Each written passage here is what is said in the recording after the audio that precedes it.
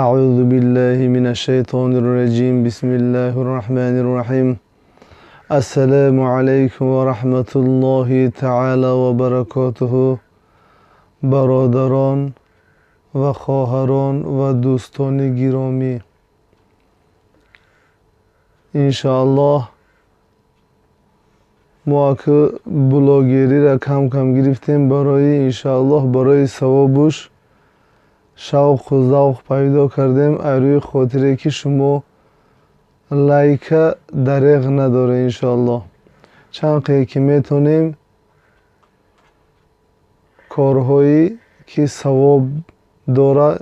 یک جای انجام میتیم امروز سوره سیوم پاره نبعه سوره عامه را انشاءالله قرائت میکنیم یک جای گوش میگیریم و ای ثوابش همه ما انشاءالله چیکار میکنیم همه کسا بهره مند میشیم اعوذ بالله من الشیطان الرجیم بسم الله الرحمن الرحيم عما يتساءلون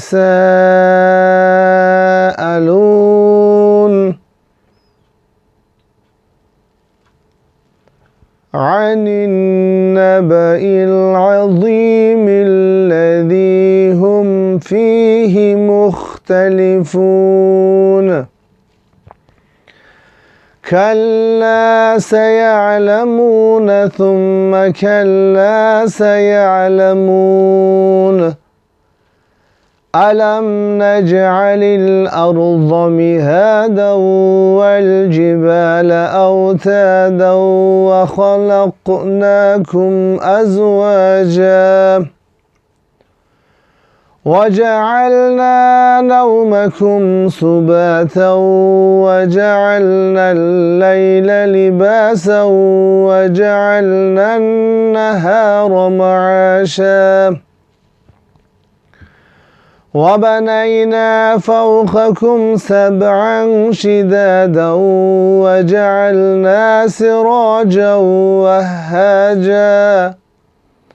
وأنزلنا من المعصرات ماء ثجاجا لنخرج به حبا ونباتا وجنات ألفافا إن يوم الفصل كان ميقاتا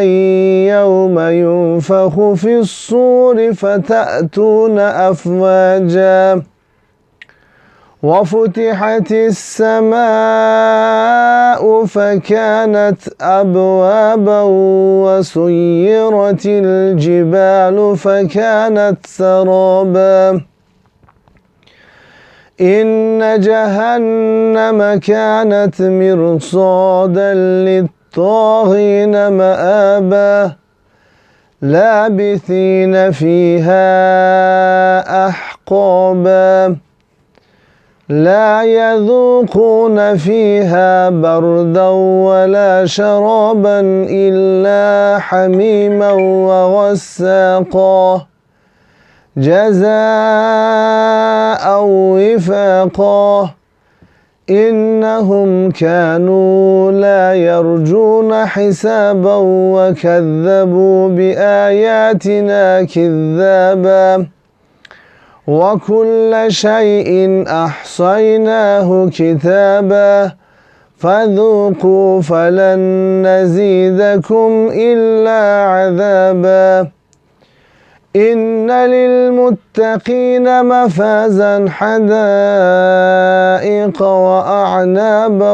وكواعب أترابا وكأسا دهاقا لا يسمعون فيها لغوا ولا كذابا جزاء من ربك عطاء حسابا رب السماوات والأرض وما بينهما الرحمن لا يملكون منه خطابا يوم يقوم الروح والملائكة صفا لا يتكلمون إلا من أذن له الرحمن وقال صوابا ذلك اليوم الحق فمن شاء اتخذ إلى ربه مآبا إنا أنذرناكم عذابا قريبا يوم ينظر المرء ما قدمت يداه ويقول الكافر يا ليتني كنت ترابا صدق الله العظيم والسلام عليكم ورحمة الله تعالى وبركاته. برادران إن شاء الله در